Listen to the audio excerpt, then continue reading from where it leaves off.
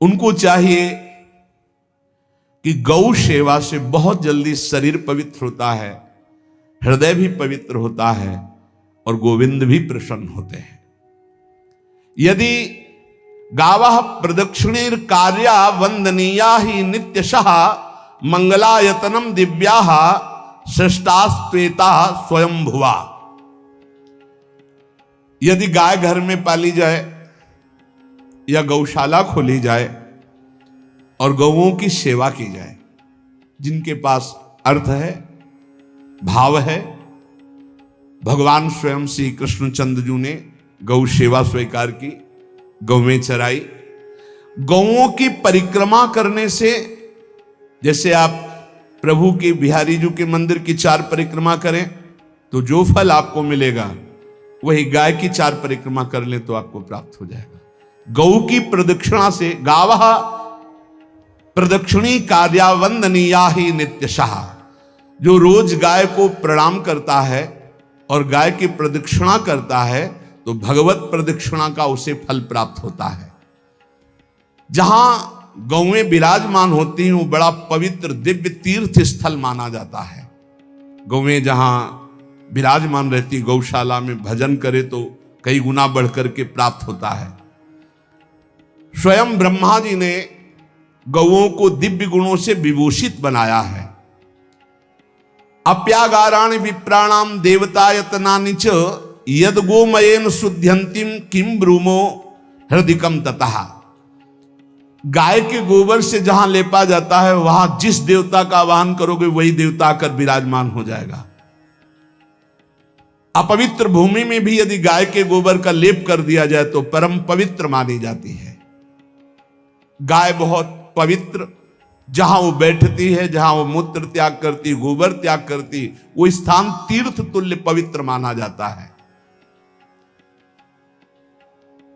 भगवान जब गाय के पीछे पीछे चलते तो गोरज उड़कर उनके मस्तक पर विराजमान होती, उनके मुखार बिंद पर विराजमान होती।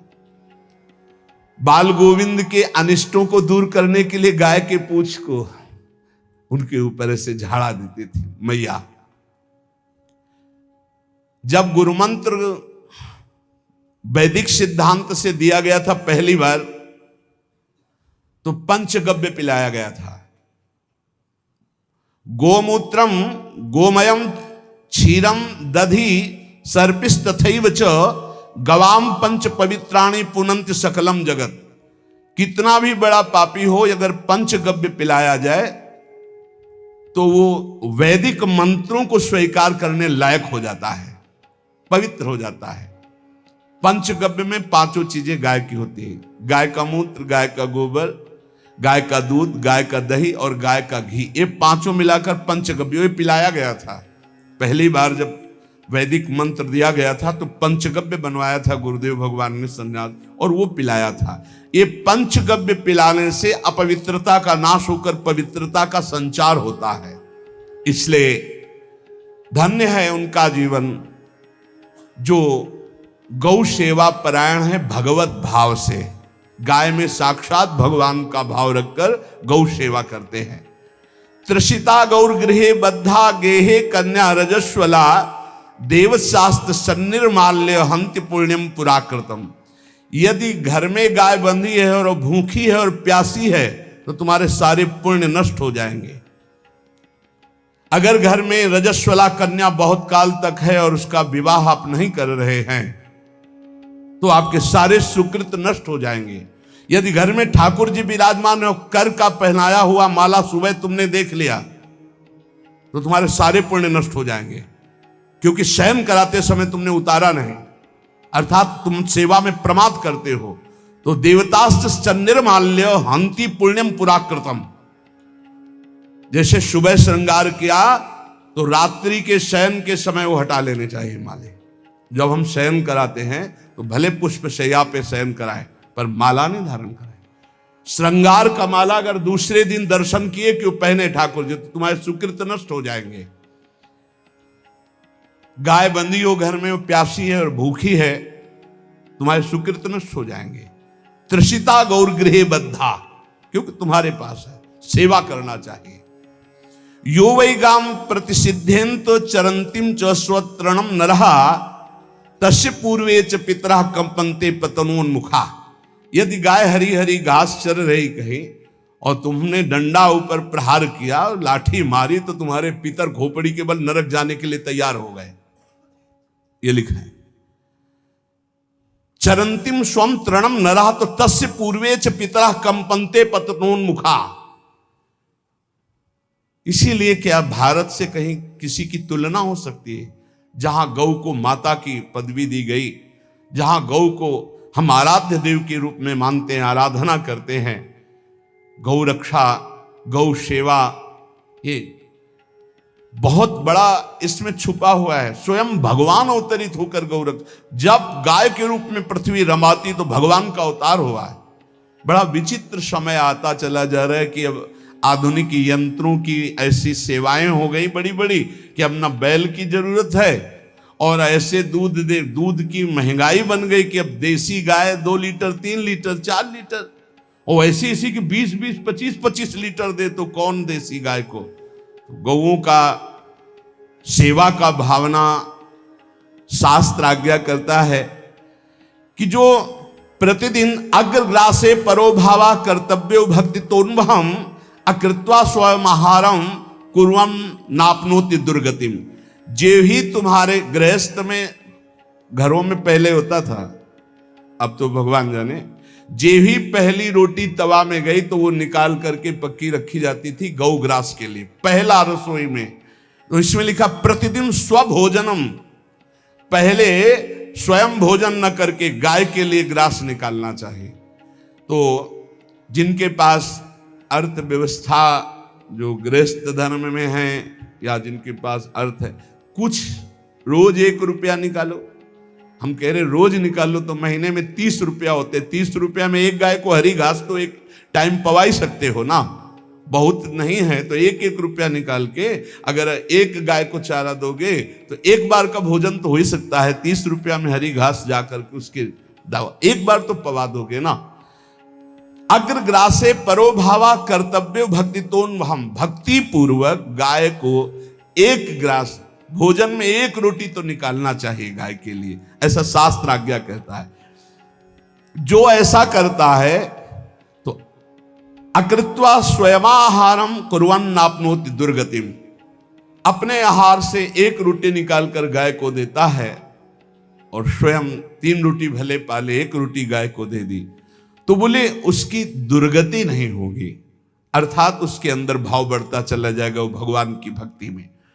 और तेनाग्नयो हुता सम्यक पितरश्चापि तर्पिताः देवास्त पूजितास्तेन यो ददाति गवान्हिकम।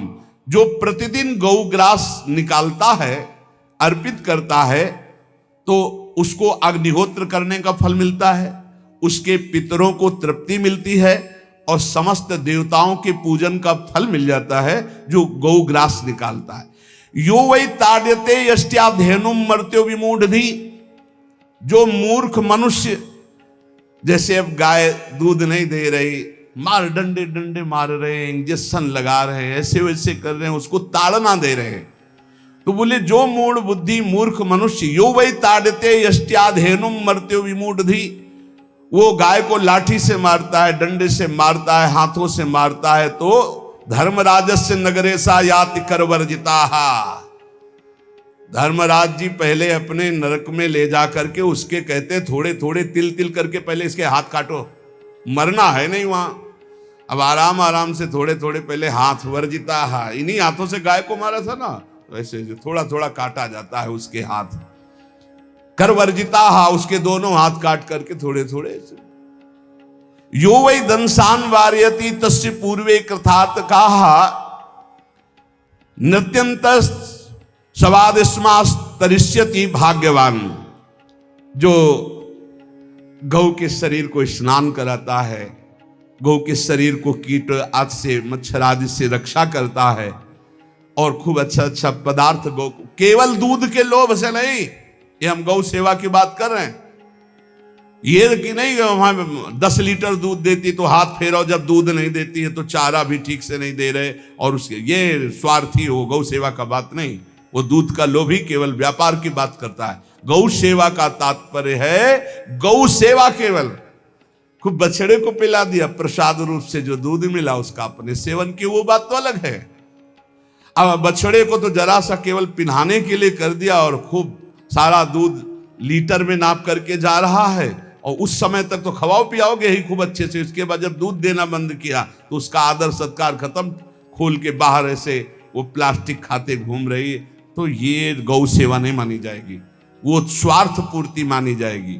जो सदैव गौ सेवा करता है, उसके डांस मच्छर हटाता है, स्नान कराता है, पीठ में हाथ फेरता है, उसके पूर्वज जो पितर होते हैं वो नाच पड़ते हैं, उनका मंगल होना शुरू हो जाता है कि हमारे वंश में गौ सेवक पैदा हुआ, बड़ा भाग्यवान है और वो गौ के द्वारा हमें तार देगा, ऐसा भाव। गौ सेवा हमारे सनातन धर्म में बहुत बड़ा स्थान गौ सेवा का है। पर एक बात ध्यान रखें, इन सब सेवा का फल है भगवान के चिंतन में निरंतर वृत्ति डूब जाए। हमारी एक एक वृत्ति, एक एक क्षण भगवान के चिंतन में डूब जाए। अगर नहीं तो हम आपको उत्तर दे रहे हैं, क्या महाराज नृग जैसा कोई गौ सेवक हुआ है दानी? भागवत में पढ़ लेना। करोड़ करोड़ गायों को, करोड़ों गौशालाएं थी, एक दो नहीं।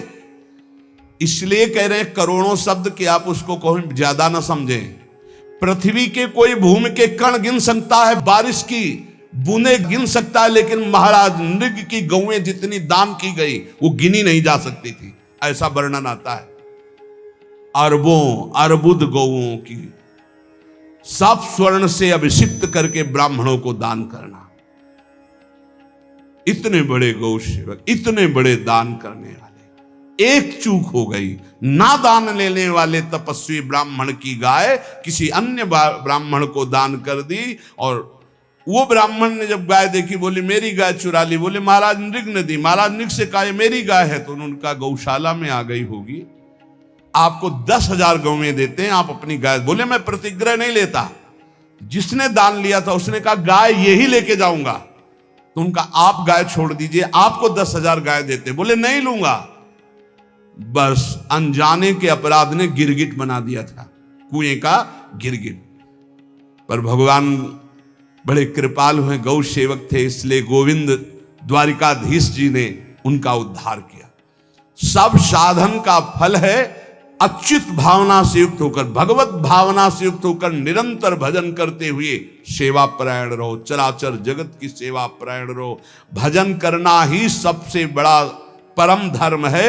हम सब सेवाएं करें जगत की, लेकिन अंदर से राधा राधा राधा, गोविंद गोविंद गोविंद गोविंद, आनंद आ जाएगा। तन से सेवा करो, मन से भगवान के चिंतन, मामुनिस्मर युद्ध से, भगवान के चिंतन में रहो। सेवा और व्यापार में अंतर होता है। गौ सेवा के बहाने से धन का जो दान लेना है और उसका अपने में प्रयोग करना, मैं पितरों सहित नरक जाना है, लिख लो। गौ सेवा के बहाने से दान लेना और उसका अपने परिवार के सुख में पैसे का प्रयोग कर देना या अपनी वासनाओं की पूर्ति में लगा देना। आया गौ सेवा के लिए और आप प्रयोग कर रहे हैं गाड़ी घोड़ा नाना प्रकार के सांसारिक भोगों में, तो लिख लो पितर सहित तुम्हारे नरक जाएंगे, क्योंकि गौ सेवा के लिए आया है।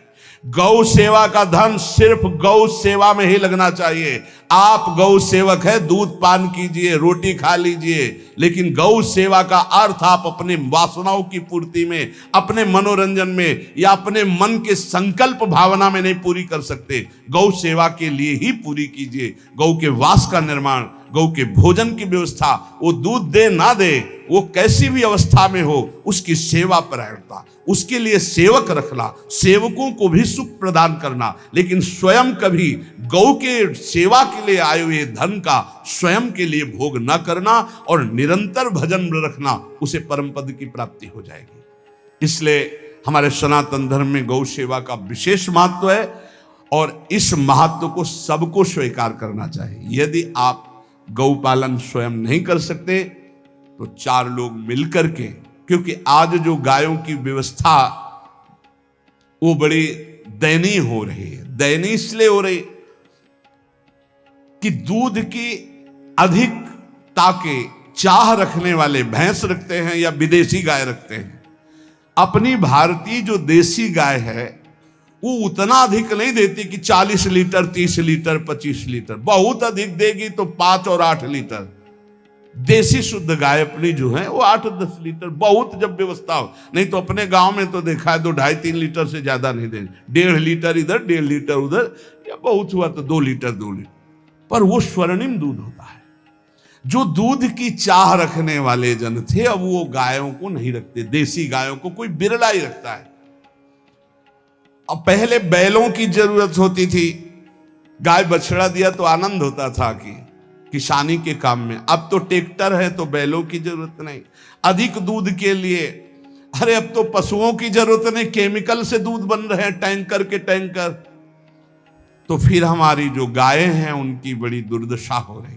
तो हमें चाहिए कि जो गृहस्थ जन हैं, धनी मानी जन हैं, या जिनके पास शरीर व्यवस्था, बौद्धिक स्तर, सेवा परायण, अर्थव्यवस्था, वो थोड़ा 4 गाय की व्यवस्था करके उनकी सेवा करें, क्योंकि हमारे सनातन धर्म का स्वरूप है। जहां मां पदवी दी गई है गांव को, गौ माता कहा गया है, गौ में समस्त देवता विराजमान है। गौ का बहुत बड़ा महत्व वर्णन किया गया धर्म शास्त्रों में।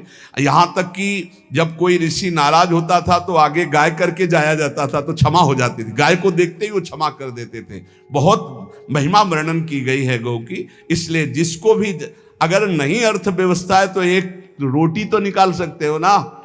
तुम्हारी रसोई में रोटी बने तो पहली रोटी निकाल लो, और आसपास जहां गाय बंधी हो तो उसको दे आओ जाकर, तो कम से कम धर्म का पालन हो जाएगा, गौ सेवा बन जाएगी। तो गौ सेवा, चराचर जगत की सेवा, भगवत सेवा, सबका फल है। फिर प्रारंभ में आ जाइए स्मृति।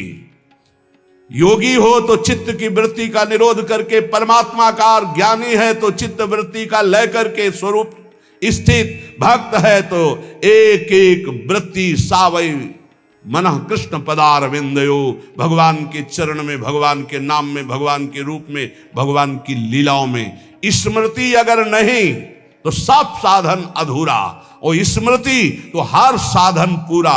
इसलिए एक बार कमर कस लो, चाहे जगत की सेवा करो, चाहे जिस कार्य में लगे हो, तुम्हारी स्मृति प्रभु में लगी हो। स्मृति के बिना हम जीवन का कोई महत्व नहीं समझते। स्मृति विहीन जीवन सब व्यर्थ। इसीलिए उन परमहंसों के चरणों में स्वयं भगवान चरण रज लेने के लिए पीछे डोलते हैं, जो निरपेक्षम मुनिम शांतम निर्वैरम समदर्शनम अनुब्रजाम्यहम नित्यम पुयत्यंगुरेण भी। ना कोई प्रतिज्ञा, ना कोई चाह, ना कोई इच्छा, निरंतर भगवदाकार वृत्ति, निरपेक्षम, मननशील, द्वंद्व विमुक्ता, जो शांत हैं, जो किसी से वैर नहीं रखते, भगवदाकार वृत्ति, उसी मार्ग के आप पथिक है। सर्वतो भावेन, अपने मन को समेट लो धर्म और कर्म दोनों से, और साब त्यज लोक धर्मान, और परम धर्म का सेवन करते हुए समस्त चराचर जगत को भगवत स्वरूप निरखते हुए इसी जन्म में परम पद को प्राप्त हो जाओ। सत्संग का सार हमारा शरीर है, इससे सेवाएं बने, हमारा मन है, इससे चिंतन बने, हमारी वाणी है, इससे लीला गुण का गायन करें, और हम स्वयं परमात्म अंश हैं, परमात्म स्वरूप है, ऐसी ठसक बनी रहे, जीवन मुक्त ही हो। स्वार्थ को लेकर किया गया धर्म रंग नहीं लाता। निष्काम किया हुआ छोटा सा भी धर्म परमार्थ की ऊंचाई पर चढ़ा देगा। ध्यान रखना, परमार्थ की ऊंचाई पर चढ़ा देगा।